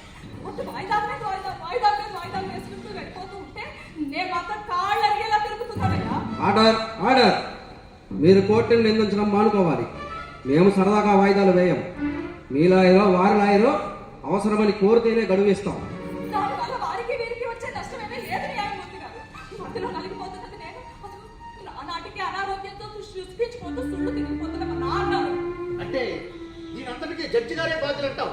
ఇది ముమ్మటికి కోర్టు దిక్కర్లే ఎవరన్నా కాదు రాలే. నా క్లయింట్ని కోర్టును దిక్కించే ఉద్దేశం లేదు. తన ఆవేదనని ఆక్రోశాన్ని కోర్టు వారికి తెలియజేసుకుంటుంది. సానుభూతితో అర్థం చేసుకోవాల్సిందిగా కోర్టు వారిని కోరుతున్నాను. మీ తపన భావోద్వేగం అర్థమైంది. మీదో ప్రత్యేకమైన కేసుగా పరిగణించి మీకు ప్రత్యేకమైన సదుపాయం కల్పిస్తున్నాం. మీరు గోల్లో నిలబడక్కర్లేదు. మా ఎదురుగా వచ్చి చెప్పుకోగలసింది చెప్పండి. అవసరమైతే సాక్షుల్ని విచారించడానికి కూడా అనుమతిస్తున్నాం. ధన్యవాదాలు న్యాయమూర్తి గారు. నేనేమి లా చదవలేదు. ఎన్నడూ కోర్టు మెట్లు ఎక్కిన దానిలో కాదు. ఇల్లు భర్త పిల్లలు ఇదే నా ప్రపంచం. ఏ ఆడదానికైనా అంతే. Order order. అయ్యా, డాక్టర్ గారిని పిలిపించండి. Permission granted. Doctor Umesh, doctor Umesh. Doctor గారు, నేను మా నాన్నకి నా కిడ్నీ దానం చేయాలి అనుకుంటే నా భర్త లిఖిత పూర్వక అనుమతి కావాలి అని కండిషన్ పెట్టింది నిజమా కాదా? నిజమే. ఆ ఫార్మాలిటీ పూర్తి చేయకుండా సర్జరీ చేయలేము. అంటే పేషెంట్ కండిషన్ ఎంత సీరియస్ గా ఉన్నా మీరు మాత్రం మీ కండిషన్ ని సడలించను అంటారు, అంతేగా? ముమ్మాటికి అంతే. రేపు అంటే మీకు సర్జరీ పూర్తయిన తర్వాత మీకు ఏమైనా కాంప్లికేషన్స్ వచ్చినా లేదా ఏమైనా సైడ్ ఎఫెక్ట్స్ వచ్చినా మీ వారి నుంచో లేదా మీ సంతానం నుంచో మాకు చాలా లీగల్ ప్రాబ్లమ్స్ రావచ్చు. ఆ ఇబ్బందులన్నీ మాకు ఎందుకు చెప్పండి. ఓహో, అలా అయితే మా వారికి నా కిడ్నీ దానం చేసినా ఇవన్నీ రావచ్చుగా. అప్పుడు మా అమ్మ నుండో నాన్న నుండో ఎందుకు అనుమతి అడగరు? అంటే ఆడవాళ్ళంటే అంత చులకనా, లేదంటే మన మనుషులు ఇక్కడ భార్య దాత, భర్త స్వీకర్త. అందువల్ల వీరిద్దరి మధ్యలోనూ మూడో వ్యక్తి అనుమతి అవసరం లేదు. అంటే రోగి ప్రాణం కన్నా మీ స్థితిని కాపాడుకోవడమే మీకు ముఖ్యం అంటారు.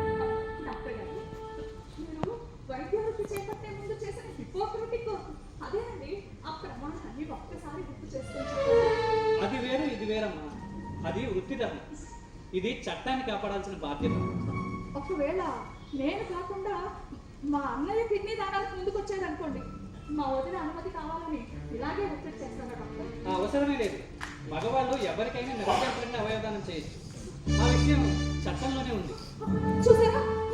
చూసారా జడ్జి గారు, ఈ రెండు నాలుకల ధోరణి ఎంతగా లేదు. ఆడవారి కుక్కరులు మగవారి కుక్కరులు ఎందుకంటే ఈ వివక్ష. చట్టం దృష్టిలోనూ ఆడవారి కంటే మగవారే గొప్పవారు అన్న మీ అభిప్రాయం? అందరు ఆడవాళ్ళకు కాదు, వివాహం కాని వారు నిరభ్యంతరంగా అవయవదానం చేయొచ్చు. చట్టం ఆ క్లాజ్ని కేవలం వివాహిత స్త్రీలకు మాత్రమే నిర్దేశించింది. అంటే పెళ్లి ఆడదాని స్వేచ్ఛను హరించి మగవాడికి బానిసం చేస్తుందన్నమాట, అంతేనా? చూడండి, అది నాకు అనవసరమైన విషయం. దయచేసి నన్ను అందులోకి లాక్కండి. ఇక వీరిని పంపించండి. అయ్యా, నా భర్త రాజారావుని పిలిపించండి. రాజారావు, రాజారావు.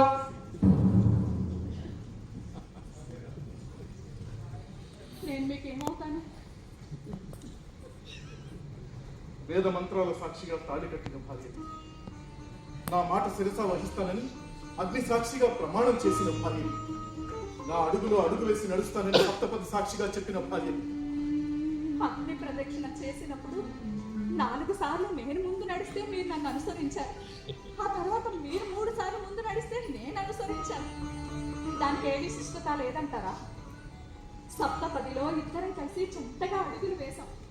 దానికి ఏ అర్థం పరమాత్మ లేవంటారా? Objection your honour. ఈ కేసు హిందూ వివాహ కర్మకాండ గురించి చర్చ కాదు. ఆ విషయం వారికి తెలియజేసి మందలించవలసిందిగా కోర్టు వారిని కోరుతున్నారు. Objection sustain. ప్రస్తుత కేసుకు సంబంధించిన ప్రశ్నలే అడగాలి. అనవసర ప్రశ్నలు అడిగి కోర్టు వారి విలువైన కాలాన్ని భంగపరచకూడదు. క్షమించండి జడ్జి గారు, వివాహం వల్ల భార్య మీద భర్తకు సర్వాధికారం సిద్ధించదని, ఇద్దరు రథచక్రాల సమానమైన వారని చెప్పించడమే నా ఉద్దేశం. దయచేసి అనుమతినివ్వండి. You can proceed. పెళ్లి మగవాడిని యజమానిని ఆడదాన్ని బానిసను చెయ్యదు. ఇద్దరూ కలిసి జంటగా సాగిపోమని చెబుతుంది. ఎక్కువ తక్కువలు ప్రదర్శించకుండా ఒకరి కష్ట సుఖాలు మరొకరివిగా భావిస్తూ చక్కని అవగాహనతో భాగస్వాముగా మసులుకోమని చెబుతుంది. ఒప్పుకుంటారా? సంస్కృత మంత్రాల్లో ఏం అర్థాలు దాగున్నాయో నాకు తెలియదు, కానీ నువ్వు నా భార్య గనకే నీ బరువు బాధ్యతలని నేను మోస్తున్నాను. ఏ భార్య అయినా భర్తకు లోబడి ఉంటుంది, పతిని ప్రత్యక్ష దైవంగా పూజిస్తుంది. అలాంటి వారి పతివ్రతలని మన పురాణాలన్నీ చెప్తున్నాయి. కానీ నువ్వు మాత్రం భర్తనిగా కోర్టు దాకా ఇచ్చావు. మాతృదేవో భవ, పితృదేవో భవ, గురుదేవో భవ అని అన్నారే తప్ప పతిదేవో భవ అని ఎందుకు అనలేదు? తెలుసా? తెలియదు. ఎందుకంటే వారి రుణం ఎన్ని జన్మలెత్తినా తీర్చుకోలేం కనుక.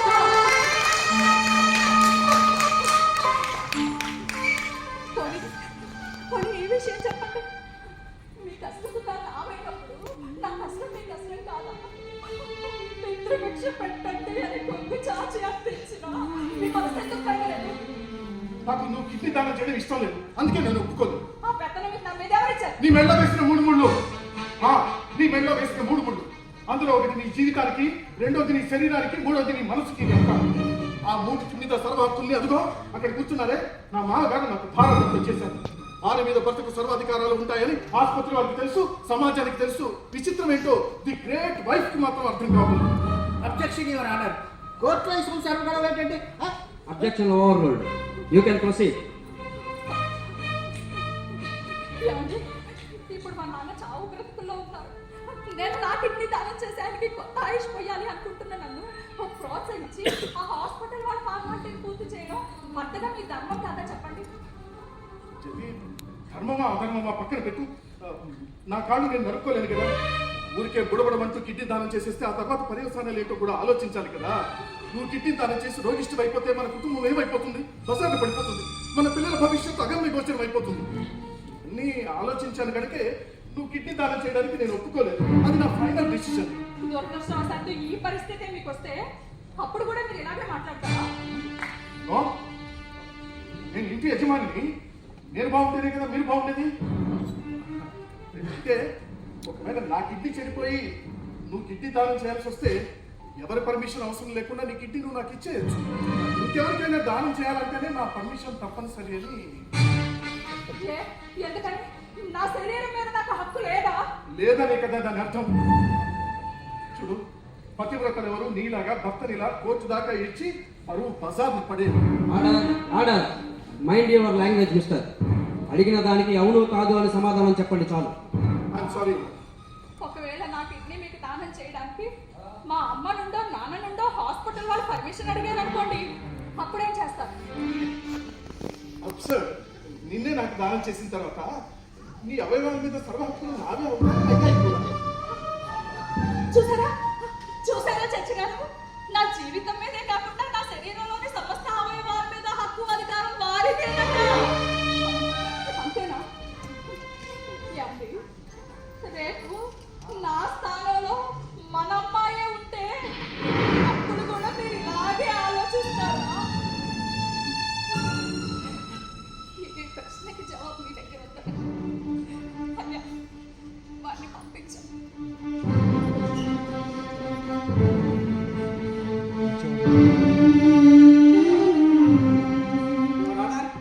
ఈ పనికిరాని చర్చని ఇంతటితో ముగించమని ఆదేశించవలసిందిగా కోర్టు వారిని కోరుతున్నారు. ఇది పనికిరాని చర్చ కాదు. ఎవరికి ఏమైనా అవకాశం నాకు ఇచ్చారు. దయచేసి మా నాన్నను ఒక్కరిని అడిగితే సరిపోతుంది. వారిని పిలిపించారు. ఇక్కడ మీ సంబంధాలు కాదు, వారి పేరు చెప్పండి, పిలుస్తారు. సోమసుందరం.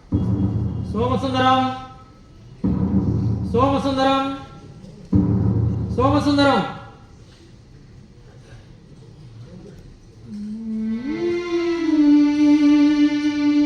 మీరు నా కర్మ తండ్రి. మీరు అమ్మ నాకు జన్మ ప్రదాతలు. ఈ శరీరాన్ని జీవితాన్ని ఇచ్చింది మీరే, అవునా? శరీరమే కాదు, నీ జీన్స్ కూడా మాది. వాటిలో మా లక్షణాలు, అనువంశిక లక్షణాలు దాగి ఉన్నాయి. మీరు 2 కిడ్నీలు పాడయ్యాయి. అందులో ఒకటి వెంటనే రీప్లేస్ చేయకపోతే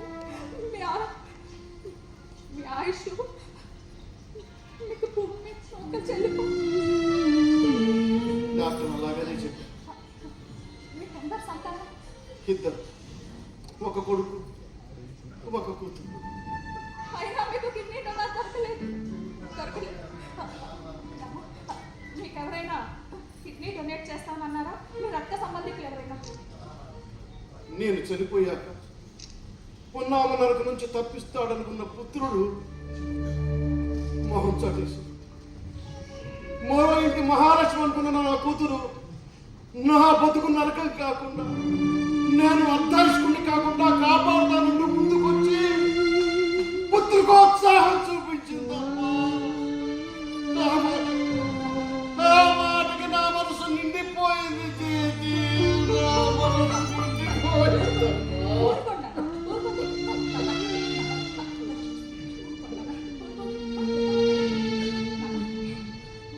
అమ్మ చేతి, నా గురించి నువ్వు తీసుకోండి అమ్మ. ఈ సంవత్సరం చల్లగా సాకుండా సుఖంగా సాగుందా. ఎందుకమ్మా ఈ కోర్టు గొడవలు? ఇప్పటికైనా నా మాట విను. దయచేసి ఈ కేసు విత్డ్రా చేసుకోమ్మా, విత్డ్రా చేసుకోమ్మా. వద్దమ్మా, నా మాట వింటుంది, నా మాట అయినా జడ్జి గారు, మీరైనా కాస్త ఈ పిచ్చి దానికి నచ్చ చెప్పి పుణ్యం కట్టుకోండి సార్. ఇది కోర్టు అండి, మీ ఇల్లు కాదు. Order, order. మీరు ఆవిడ అడిగిన సమాధానం మాత్రమే చెప్పండి. అనవసర విషయాలు ప్రస్తావించకూడదు. అలాగే సార్. ఆఖరిగా ఒకే ఒక ప్రశ్న. నేను మీ కూతురుతో కలిసి హాస్పిటల్కి వెళ్ళినప్పుడు డాక్టర్ ఏమన్నారు? మీకు ఆపరేషన్ ఎందుకు చేయము అని చెప్పారు. నా ఆవిడ అంగీకారం ఏమిటి? మా అమ్మాయి కిడ్నీలో నాకు అమర్చలేమని కరాఖండిగా చెప్పింది. అది చచ్చి గారు జరిగింది. వారిని పంపించారు.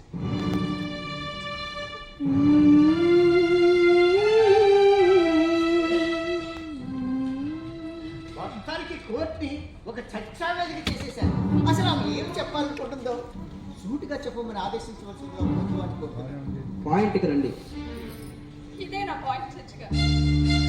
ఈ శరీరం నాకు మా అమ్మ నాన్నల నుండి సంక్రమించింది. అందులో ఒక చిన్ని భాగాన్ని, ఒక స్పేర్ పార్ట్ని ఇదిగో నాకు జన్మనిచ్చిన నా కన్న తండ్రికి ఇవ్వడానికి నా భర్త అనుమతి కావాలనడం ఎక్కడి న్యాయం? మగవారికి వారి శరీరం మీద, వారి శరీరంలోని సమస్త అవయవాల మీద పూర్తి హక్కు అధికారం వారికే ఉంటుంది. కానీ పెళ్ళైన ఆడవారి శరీరం వారిది కాదు. ఆ శరీరంలోని భాగాలు వారివి కావు. అవన్నీ భర్త అధికార పరిధిలోనివి. ఇదెక్కడి న్యాయం చర్చి గారు? మా మెడల్లో పసుపు తాడు కట్టించుకున్నందుకు మా జీవితం మీద, మా శరీరం మీద, మా శరీరంలోని సమస్త అవయవాల మీద భర్తలకు గుత్తాధిపత్యం కట్టబెట్టడం అన్యాయం, అమానుషం, అక్రమం. వివాహిత స్త్రీలు తమ శరీరంలోని ఒక చిన్ని భాగాన్ని, ఒక స్పేర్ పార్ట్ తల్లికో తండ్రికో తోడబుట్టిన వాళ్ళతో ఇవ్వాలి అని అంటే చట్టంలోని క్రూర నిబంధన వారి ఇచ్చకు స్వేచ్ఛకు సంకెళ్ళు వేస్తుంది. అందుకే దానిని ఖండించడానికే వ్యాజ్యం వేశారు. అయ్యా చర్చి గారు, ఈ శరీరం నాదో కాదు, ఈ శరీరంలోని అవయవాలు నావో కావు. వాటిని నా ఇష్టానుసారం దానం చేసే హక్కు నాకు ఉందో లేదో అయ్యా దయచేసి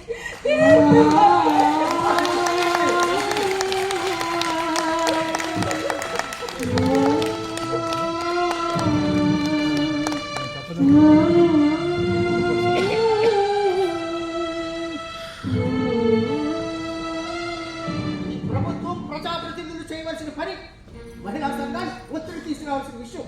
అంతేగాని ఇలాంటి ఓ పిట్టేలకు ఇక్కడ పీలగొత్తు దొరికితే చింతకాలేమి రాలవు. Order, order. యువర్ ఆనర్, నా క్లయింట్ వాదనని ఆవేదనని సమర్థిస్తూ కోర్టు వారికి సప్లిమెంట్ గా ఒక విషయాన్ని మనవి చేయాలి అనుకుంటున్నాను. అవయవదాన చట్టం రూల్ నంబర్ 22 ప్రకారం వివాహిత మహిళల విషయంలో అన్ని జాగ్రత్తలు తీసుకోవాలని ఉందే తప్ప భర్త అనుమతి కావాలని ఎక్కడా స్పష్టీకరించలేదు. కానీ హాస్పిటల్ వాళ్ళు దాన్ని ఒక ఫార్మాలిటీస్గా మార్చేశారు. ఆ నిబంధన చల్లదని ప్రకటిస్తూ నా క్లయింట్ జయంతి భర్త అనుమతి లేకుండా తన కిడ్నీని తన తండ్రికి దానంగా ఇవ్వడానికి కోర్టు వారిని అనుమతించవలసిందిగా కోరుతున్నాను. That's all your honour. Sentiment కబుర్ల కంటే చట్టబద్ధత ముఖ్యం. నా క్లయింట్ 5 స్టార్ ఆసుపత్రి వారు చట్టాన్ని పాటించారు తప్ప ఏ విధమైన తప్పు నేరమో చేయలేదు. తప్పు ఏదైనా ఉందంటే చట్టంలో ఉంది కానీ నా క్లయింట్ ఆసుపత్రి నిబంధనలు లేదు. అందువల్ల ఈ కేసును డిస్మిస్ చేయవలసిందిగా కోర్టు వారిని అర్థిస్తున్నాను. That's all your honour.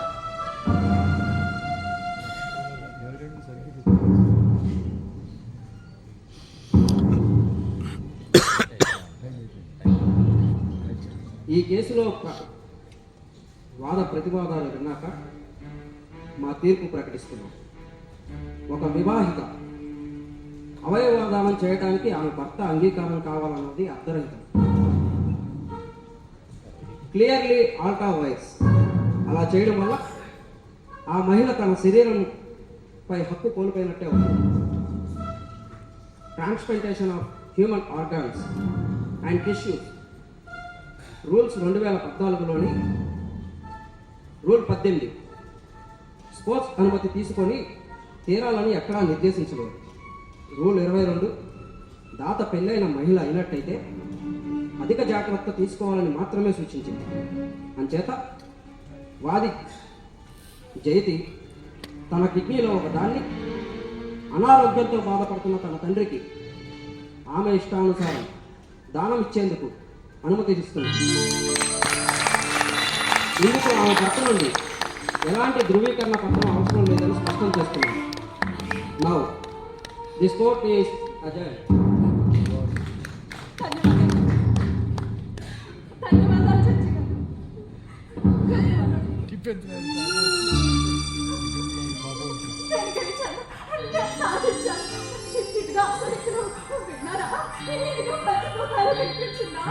Court తీర్పిచ్చింది. నేను నేనే నా శరీరంలోని అవయవాలు 100% నేనే.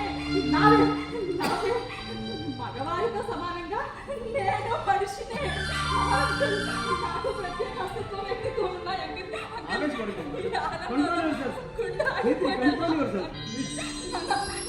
మీ చేతికి వచ్చింది, మీ చేతి సాధించిందన్నా. చేతి తప్పకుండా కాదు నాన్న, మొత్తం మహిళా సమాజానికి మేలు జరిగింది నాన్న.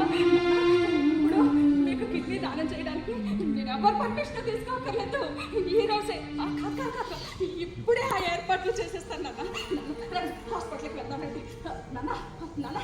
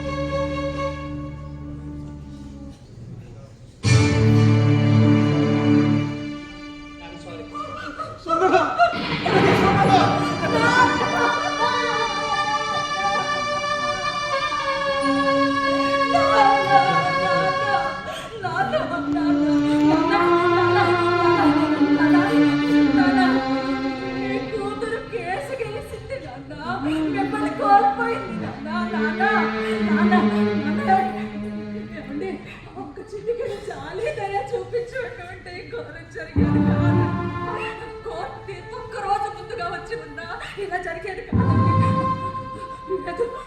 లేదు మా నాన్న చనిపోలేదు, చంపేశారు. మీరందరూ కలిసి చంపేశారు. మీరందరూ హంతకులే. నా శరీరంలోని అవయవాల మీద హక్కు నాదే అని నిరూపించుకోవడానికి నేను ఎంత మూల్యం చెల్లించాల్సి వచ్చిందో తెలుసా? మీకు తెలుసా? మీకు తెలుసా? మీకు తెలుసా? మా నాన్న అమూల్యమైన ప్రాణాలు.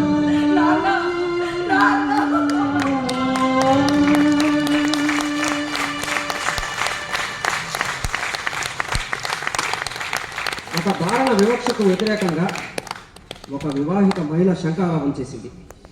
తన హక్కును నిరూపించుకొని మరి సాధించిన ఒక అపూర్వ యథార్థ ఘటనే ఈ నాటిక. ఇది గోవాడ క్రియేషన్స్ హైదరాబాద్ వారి సమర్పణ.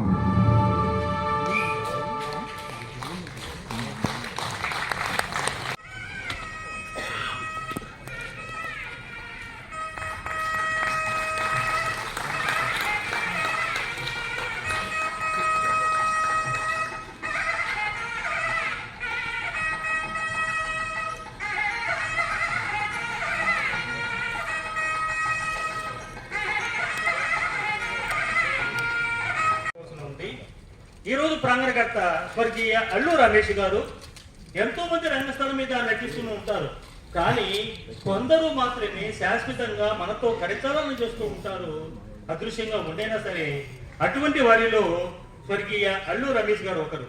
ఈయన మలేసియాలో స్థిరపడ్డ అల్లు సింహాచలం తర్వాత శ్రీమతి పెంటమ్మ దంపతులకు 5/7/1965లో జన్మించారు. తర్వాత చిన్నప్పటి నుంచి కూడా నాటకాల పట్ల ఎంతో ఆసక్తి కలిగి ఉన్నవారు వీరు. తన 12వ ఏటనే వాళ్ళ డ్రిల్ మాస్టర్ గారు ఈయన చేత తెలివి తక్కువ నౌకరు అన్నటువంటి ఒక పాత్రని పోషించేలా చేశారు. ఆ పాత్రను చాలా అద్భుతంగా నటించారు. ఆ తర్వాత అనేక నాటకాల్లో వాళ్ళు నటించడం జరిగింది. బల్లమూడి రామూర్తి గారి దగ్గర శిష్యరికం చేసి పెద్ద బాల శిక్షలో ఒక ప్రాముఖ్యత కలిగినటువంటి పాత్రను పోషించి అందరి ప్రశంసలు ఆయన పొందారు. ఆ తర్వాత రామూర్తి గారి దర్శకత్వంలోనే కాకుండా పూర్ణోదయ వీడియో క్రియేషన్స్ బ్యానర్ పై అనేక షార్ట్ ఫిలిమ్స్ లో ఆయన నటించారు. ఒక నటుడుగా, ఆర్ట్ డైరెక్టర్ గా, పబ్లిసిటీ డిజైనర్ గా వివిధ శాఖల్లో అద్భుతమైనటువంటి ప్రతిభను నిరూపించుకున్నటువంటి కళాకారులు స్వర్గీయ అల్లు రమేష్ గారు. కేవలం రంగస్థలం మీదే కాకుండా కొన్ని టీవీ సీరియల్స్ లోను, సినిమాలను కూడా నటించారు. టీవీ సీరియల్స్ లో ముఖ్యంగా ఈటీవీ వారు ప్రసారం చేసినటువంటి భాగవతం ఆ సీరియల్లో ఆయన కుచేలుడి పాత్రను అద్భుతంగా విమర్శకుల చేత కూడా ఇంత అద్భుతమైన నటుడు విశాఖపట్నం నుంచి వచ్చారా అంటూ అనేక ప్రశంసలను కురిపించారు. అదేవిధంగా హీరో తరుణ్ నటించినటువంటి చిరుజల్లులో ఆయన హీరో స్నేహితులుగా నటించి ఇంకా అనేక సినిమాలలో ఆయన నటించడం జరిగింది. ఇంకోటి ఏంటంటే తాను నటించడం, తాను పేరు ప్రఖ్యాతులు పొందడం కాదు, 2012 నుంచి 2019 దాకా 7 సంవత్సరాలు ఏకధాటిగా ఆయన విశాఖపట్నంలో ఉన్నటువంటి కళాకారుల్ని, తెలుగు